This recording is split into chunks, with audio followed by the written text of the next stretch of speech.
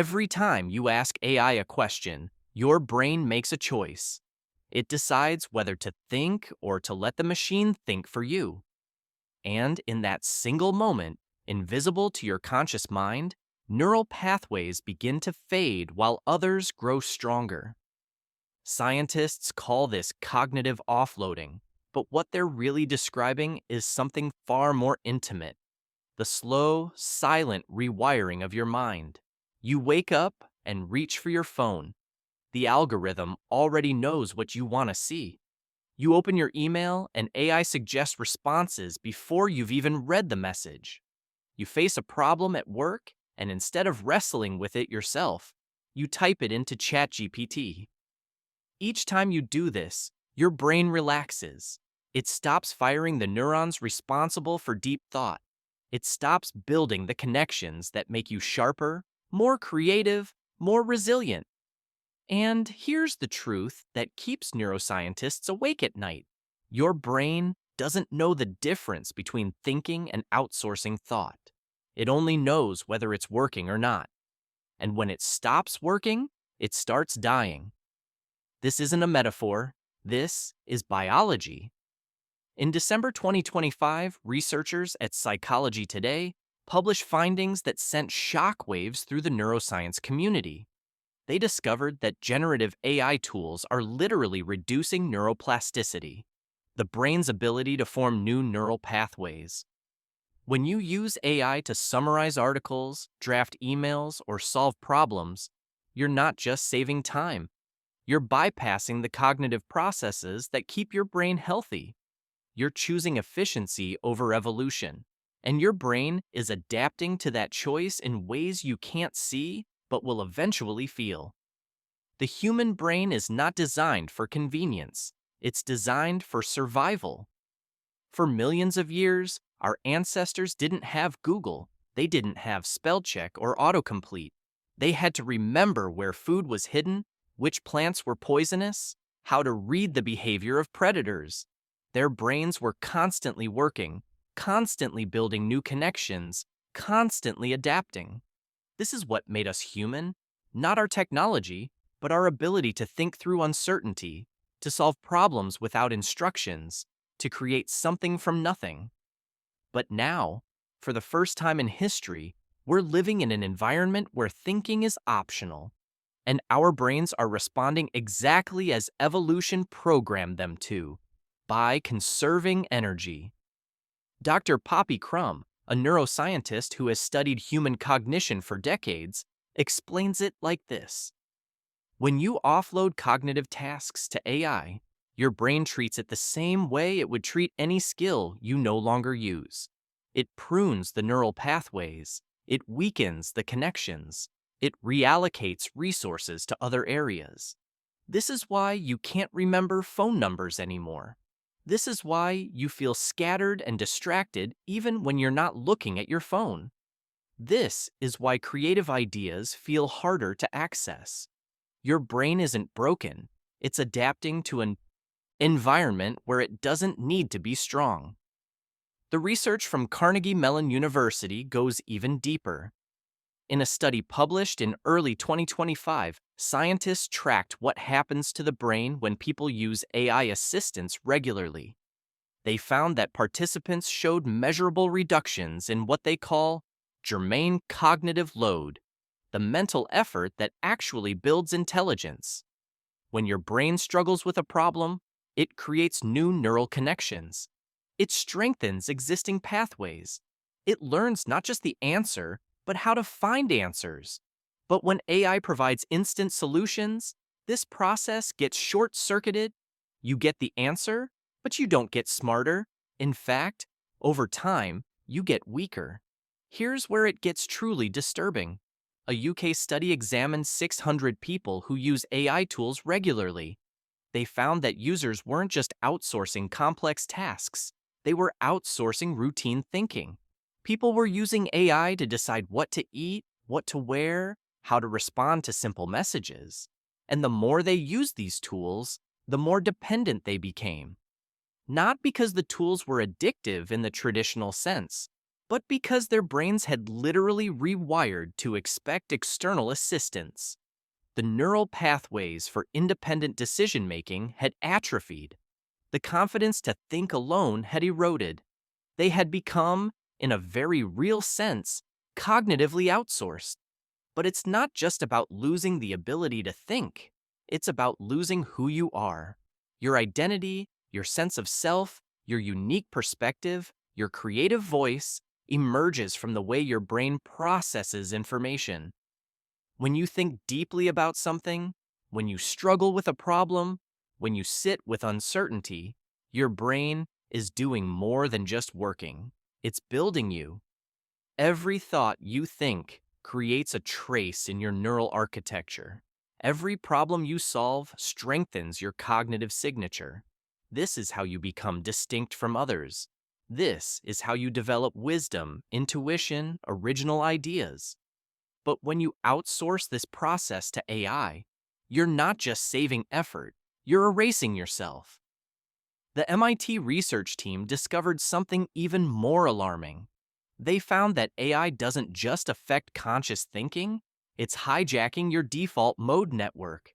This is the part of your brain that activates when you're not focused on anything specific. It's the neural system responsible for daydreaming, self-reflection, emotional processing, and creative insight. When you're staring out the window on a train, this network is working. When you're in the shower and suddenly solve a problem you've been struggling with, this is why. But AI-driven content, social media algorithms, endless notifications, instant answers is invading this sacred space. Your brain never gets to wander anymore. It's always being pulled toward the next stimulus, the next suggestion, the next perfectly optimized piece of content designed to keep you engaged.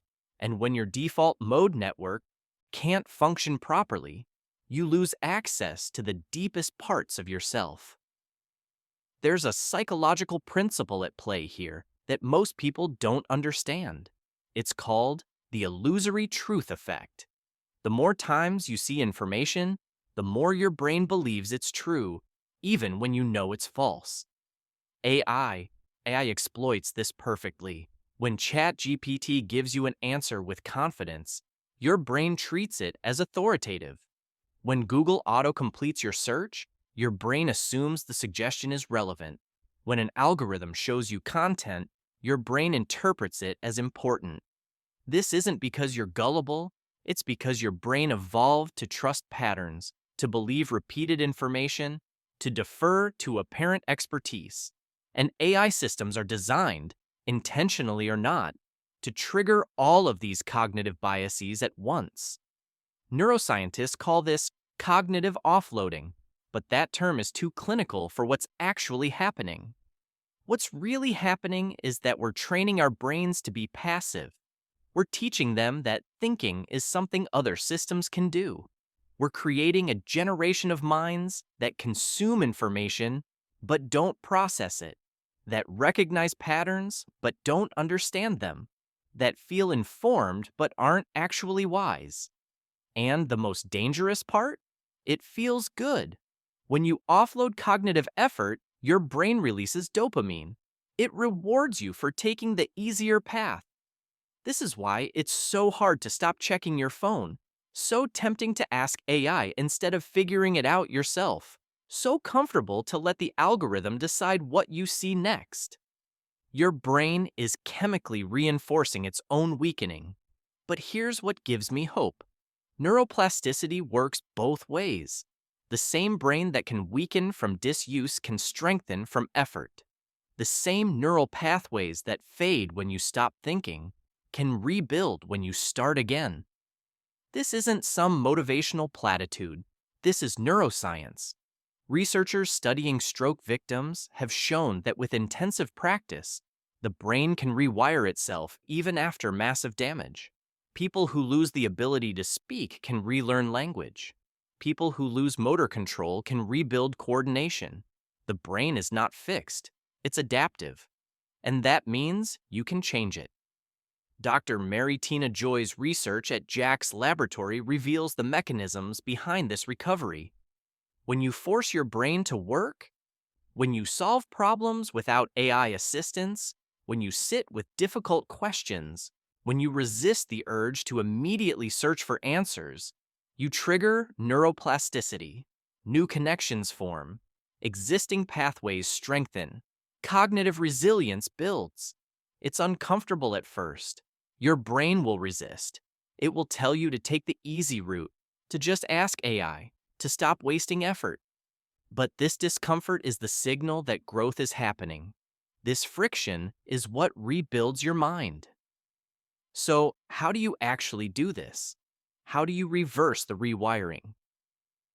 Start with awareness. Before you reach for AI, pause. Ask yourself, is this tool helping me think? Or is it thinking for me? Am I using this to enhance my cognition or to replace it?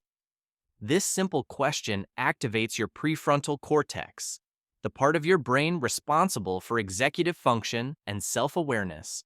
It interrupts the automatic pattern. It gives you choice. Next, create cognitive friction. Make thinking harder, not easier. When you face a problem, resist the urge to immediately search for the solution. Sit with the uncertainty. Let your mind work. Write out your thoughts by hand instead of typing. The physical act of writing activates different neural pathways. Read long-form content instead of scrolling through snippets. Your brain needs sustained attention to build deep comprehension. Have real conversations instead of texting. Spoken dialogue engages regions of your brain that text cannot reach. Reclaim your default mode network. This is critical. Build periods of unstimulated time into your day. Put your phone in another room. Sit in silence. Let your mind wander without guidance, without input, without purpose. This feels unproductive. It feels wasteful. But this is where creativity lives. This is where insight emerges. This is where you reconnect with who you actually are beneath all the digital noise. And here's something most people don't realize. Memory is not just about storing information, it's about building meaning. When you rely on Google to remember everything, you're not just losing facts. You're losing the neural networks that connect those facts into understanding. Researchers have found that the act of retrieving information from memory strengthens not just that specific memory, but your entire capacity for learning. Every time you force yourself to remember something instead of looking it up, you're not just recalling data. You're training your brain to be more powerful. The stakes here are higher than individual cognition. This is about the future of human intelligence itself. If an entire generation grows up with AI doing their thinking, what happens to innovation? What happens to wisdom? What happens to the kind of deep, original thought that solves problems no algorithm has ever seen? We might gain efficiency, but we could lose genius. We might get faster answers, but we could forget how to ask better questions. The brain you have today is not the brain you were born with. It's the result of every experience, every thought, every challenge you faced. And the brain you'll have tomorrow depends on what you do right now. Every moment you choose to think instead of outsourcing, you're building strength. Every time you sit with difficulty instead of seeking instant solutions, you're creating resilience. Every instance you resist algorithmic manipulation, you're reclaiming autonomy. This isn't about rejecting technology, it's about using it consciously. AI can be a tool for enhancement, but only if your brain remains the one in control. Only if you maintain the neural infrastructure that makes you capable of independent thought. Only if you remember that convenience is not the same as intelligence and that efficiency is not the same as wisdom. Your mind is the most sophisticated technology in the known universe. It took billions of years of evolution to create. Don't let 2 years of generative AI undo what made you human. The choice is yours, but you have to make it now. before the pathways fade too far, before the connections weaken beyond recovery, before you forget what it feels like to truly think. If this made you question how you're using technology, if this made you want to understand your own mind better, subscribe to see more content that explores the hidden psychology shaping your life. Drop a like if you're ready to take back your cognitive power, and comment your city. I want to know where in the world people are waking up to what AI is really doing to our brains.